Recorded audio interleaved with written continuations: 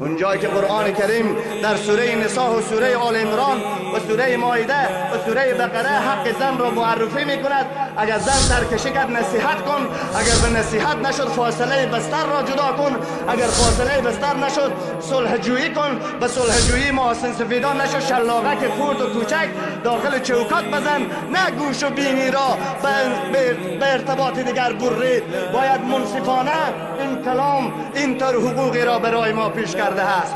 اگر کسی بیاید بگوید الله گفته زن را سنگسار کن، این سنگسار افراط است و این در دین نیست، این تشدد و بنیادگرایی است. اگر الله را افراطی بخواند و رسول الله را افراطی بخواند و صحابه را افراطی بخواند، الله و رسول این انسان را از دایره بهشت و دین و ایمان و عقیده و بندگی خود رخصت نموده است.